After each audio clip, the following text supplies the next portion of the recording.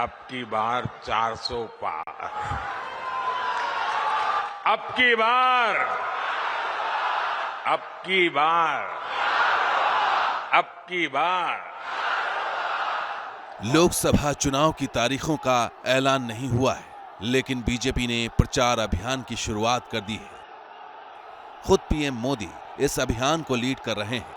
उत्तर से दक्षिण, पूरब से पश्चिम तक के चुनावी समर में एक अकेले पीएम खड़े हैं।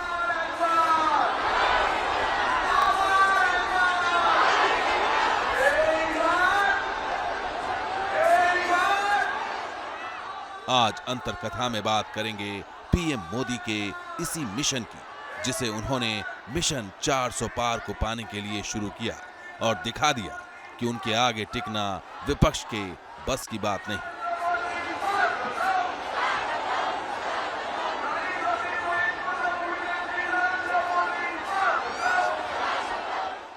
अब की बार 400 पार। अब की बार अब की बार अब की बार प्रधानमंत्री नरेंद्र मोदी लोकसभा चुनाव को लेकर मिशन मोड में हैं। चुनाव की तारीखों के ऐलान से पहले वो उत्तर से दक्षिण, पूरब से पश्चिम तक हर उस राज्य का दौरा करने में जुट गए हैं जो एनडीए के मिशन 400 पार के लिए जरूरी है। आजमगढ़ अब वो गढ़ है, ये आजन्मगढ़ है। ये पीएम मोदी का जुनून ही है कि वो एक दिन में 4 राज्यों का दौरा कर रहे हैं। पीएम मोदी ने 9 मार्च को असम, अरुणाचल प्रदेश, पश्चिम बंगाल और यूपी में वाराणसी का दौरा किया।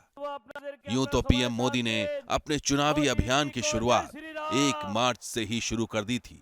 वो ताबड़तोड़ विपक्ष के गढ़ में रैलियां कर रहे हैं, लेकिन शनिवार को वो अपने संसदीय क्षेत्र वाराणसी में थे, जहां वो बाबा विश्वनाथ के रंग में रंगे नजर आए। नमो नमो विरूपेभ्यो विश्वरूपेभ्यः च वो। माथे पर त्रिपुंड चंदन लगाए, त्रिशूल उठाए और बाबा विश्वनाथ की पूजा करते उनकी तस्वीरें वायरल हो रही हैं। वसंतम हृदयारविंदे भवम भवानी सहितम नमामि कदली गर्भ संभूतम कर्पूर। तीसरी बार वाराणसी से उम्मीदवार घोषित होने के बाद वो पहली बार वाराणसी दौरे पर थे। यूपी दौरे के दूसरे दिन वो आजमगढ़ पहुंचे, जहां उन्होंने जनता को मोदी की गारंटी देने के साथ साथ कहा कि आज देश देख सकता है मोदी दूसरी मिट्टी का इंसान है। आज देश देख रहा है मोदी दूसरी मिट्टी का इंसान है।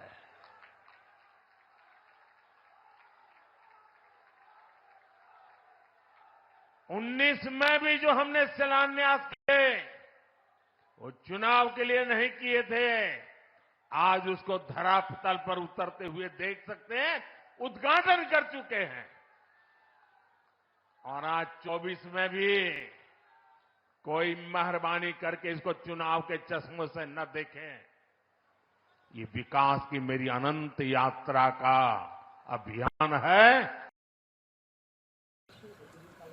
इससे पहले पीएम मोदी 9 मार्च को असम पहुंचे थे, जहां उन्होंने काजीरंगा नेशनल पार्क में जंगल सफारी की थी। इसके साथ ही पीएम ने जोरहट में महान अहोम सेनापति लचित बोरफुकन की प्रतिमा का उद्घाटन किया था।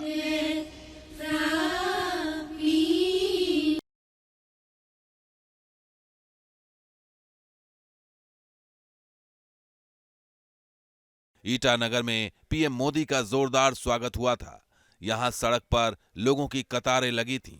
यहां एक रैली में पीएम ने कांग्रेस पर नॉर्थ ईस्ट को नजरअंदाज करने का आरोप लगाया था।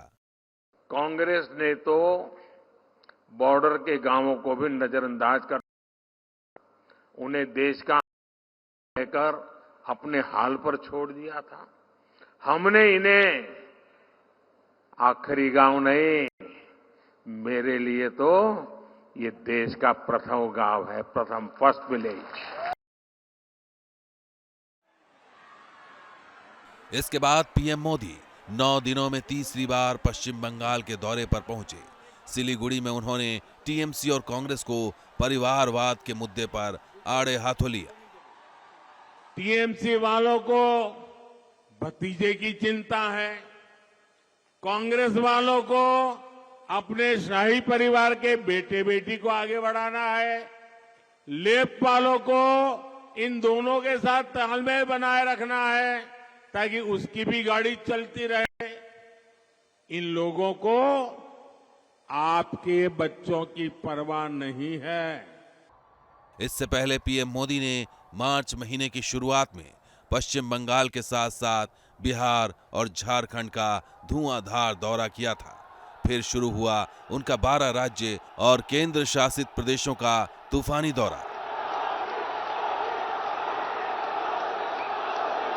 सबसे पहले हम आपको बता दें कि पीएम मोदी के तूफानी दौरे में कौन कौन से राज्य शामिल हैं। पीएम मोदी के चुनावी दौरे में उत्तर प्रदेश, पश्चिम बंगाल, बिहार, झारखंड, तेलंगाना, तमिलनाडु, ओडिशा, जम्मू कश्मीर, असम, अरुणाचल प्रदेश, गुजरात, राजस्थान और दिल्ली शामिल हैं। इनमें से कुछ राज्यों का दौरा वो कर चुके हैं, जबकि कुछ का करना बाकी है।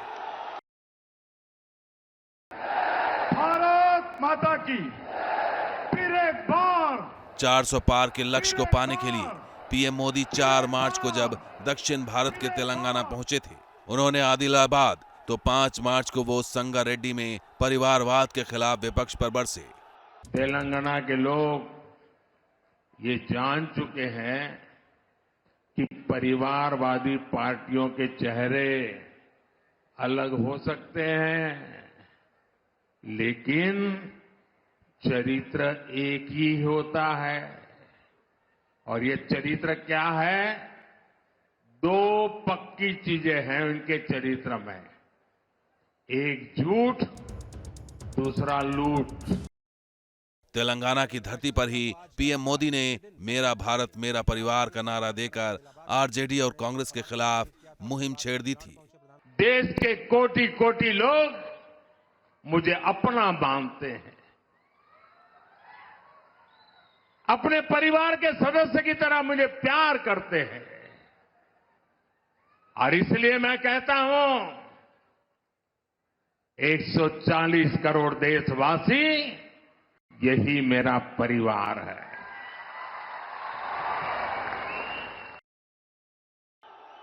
बीजेपी का फोकस इस बार दक्षिण भारत के 5 राज्यों आंध्र प्रदेश, तेलंगाना, केरल, कर्नाटक और तमिलनाडु पर है। पार्टी की योजना इन राज्यों में सीटों का आंकड़ा बढ़ाने की है। इसलिए 4 मार्च को पीएम मोदी चेन्नई पहुंचे और इस बात को जोर देकर कहा कि विकसित भारत के मिशन में तमिलनाडु के लोग महत्वपूर्ण भूमिका निभाएंगे। चेन्नई में भी पीएम मोदी ने नेशन फर्स्ट का नारा दिया। परिवारवादी पार्टियां सिर्फ और सिर्फ अपने भविष्य की सोचती हैं, जबकि मोदी देश के भविष्य का सोचकर काम कर रहा है। पीएम मोदी बिना रुके, बिना थके बीजेपी के 370 पार के मिशन के लक्ष्य को भेदने में जुटे हैं। 4 मार्च को वो दक्षिण में, तो 5 मार्च को उन्होंने देश के पूर्वी राज्यों में बीजेपी के चुनावी अभियान को आगे बढ़ाया। उन्होंने ओडिशा के चंडीखोल, जाजपुर में कई विकास परियोजनाओं का उद्घाटन किया। इसके साथ ही उन्होंने यहां राज्य के सीएम नवीन पटनायक और उनके दिवंगत पिता की जमकर तारीफ की। पीएम मोदी के बयान का यह असर हुआ कि अब बीजू जनता दल भी एनडीए का हिस्सा बनने को तैयार हो गया। यानी पीएम मोदी केंद्र में हैट्रिक लगाने के लिए कई तरह की रणनीति पर एक साथ काम कर रहे हैं। एक तरफ वो धुआंधार चुनाव प्रचार कर रहे हैं, तो दूसरी तरफ विपक्ष पर तीखे प्रहार भी कर रहे हैं। इसके साथ ही साथ एनडीए का कुनबा भी बढ़ाने में जुटे हैं। आंध्र प्रदेश में लोकसभा चुनाव बीजेपी चंद्रबाबू नायडू की तेलुगु देशम पार्टी और अभिनेता पवन कल्याण की जनसेना एक साथ लड़ेगी। वहीं ओडिशा में बीजेडी के साथ सीटों को लेकर अंतिम दौर की बातचीत चल रही है। तमिलनाडु में शरद कुमार की पार्टी AISMK का बीजेपी से गठबंधन हो चुका है, जबकि यूपी में चौधरी जयंत सिंह की RLD भी NDA में शामिल हो चुकी है। इससे पहले बिहार में JDU RJD का गठबंधन टूटा और नीतीश कुमार फिर से NDA का हिस्सा बन गए। पूरब का समीकरण साधने के लिए पीएम मोदी 6 मार्च को दूसरी बार पश्चिम बंगाल पहुंचे थे। बंगाल के बारासत में रैली के दौरान उन्होंने महिलाओं पर संदेश खाली में हुए अत्याचार का मुद्दा उठाया और राज्य की सीएम ममता बनर्जी को घेरा। इसी धरती पर टीएमसी के राज में नारी शक्ति पर अत्याचार का घोर पाप हुआ है। संदेश खाली में जो कुछ भी हुआ उससे किसी का भी सिर शर्म से झुक जाएगा। 2014 के लोकसभा चुनाव में बीजेपी पश्चिम बंगाल की सिर्फ 2 सीटें ही जीत सकी थी। 2019 में बड़ा उलटफेर हुआ, तब बीजेपी को 18 सीट पर जीत मिली थी। वहीं 2014 में 34 सीट जीतने वाली टीएमसी 2019 में 22 सीट पर सिमट गई। इस बार बीजेपी का फोकस पश्चिम बंगाल में सुपड़ा साफ करने पर है। मिशन 400 पार के लिए यूपी और बंगाल के अलावा बिहार में भी भगवा लहराना जरूरी है। इसलिए बीजेपी ने सबसे पहले तो यहां महागठबंधन को बड़ा झटका देते हुए जेडीयू के नेता नीतीश कुमार को अपने साथ किया। फिर 5 दिन में दूसरी बार बिहार पहुंचकर पीएम मोदी ने बेतिया में रैली की और आरजेडी के जंगल राज की लोगों को याद दिलाई। जब बिहार में जंगल राज आया तो ये पलायन और ज्यादा बढ़ गया। जंगल राज लाने वाले लोगों ने सिर्फ और सिर्फ अपने परिवार की चिंता की, बिहार के लाखों बच्चों का भविष्य दांव पर लगा दिया। बीजेपी ने जम्मू कश्मीर की 2 लोकसभा सीटों के लिए उम्मीदवारों के नाम की घोषणा की है। केंद्रीय मंत्री जितेंद्र सिंह को उधमपुर से उम्मीदवार बनाया गया है, तो जम्मू सीट से जुगल किशोर शर्मा को पार्टी ने टिकट दिया है। वहीं 2019 में आर्टिकल 370 हटाने के बाद पीएम मोदी पहली बार कश्मीर पहुंचे तो उनका फोकस डेवलपमेंट और नए कश्मीर पर था। इस नए जम्मू कश्मीर की आंखों में भविष्य की चमक है। इस नए जम्मू कश्मीर के इरादों में चुनौतियों को पार करने का हौसला है। आपके इन मुस्कुराते चेहरे देश देख रहा है और आज 140 करोड़ देशवासी सुकून महसूस कर रहे हैं। बीजेपी इस बार मोदी मंत्र के जरिए कश्मीर में अपना खाता खोलने का प्लान बना रही है। पिछले दिनों पीडीपी नेता और पूर्व डिप्टी सीएम मुजफ्फर हुसैन बेग भी पीएम मोदी की जम्मू रैली में शामिल हुए थे। बीजेपी ने जम्मू कश्मीर में 51% तक वोट हासिल करने का लक्ष्य रखा है। पार्टी इस बार अनंतनाग पुंछ सीट पर अधिक ध्यान केंद्रित कर रही है, इसलिए बीजेपी की उम्मीदें मुजफ्फर हुसैन बेग पर टिकी हैं। संभावना जताई जा रही है कि बेग बीजेपी के समर्थन में निर्दलीय चुनाव लड़ सकते हैं। कश्मीर में अपनी पहली लोकसभा सीट जीतने के लिए बीजेपी को हिंदू और पहाड़ी वोट की जरूरत है।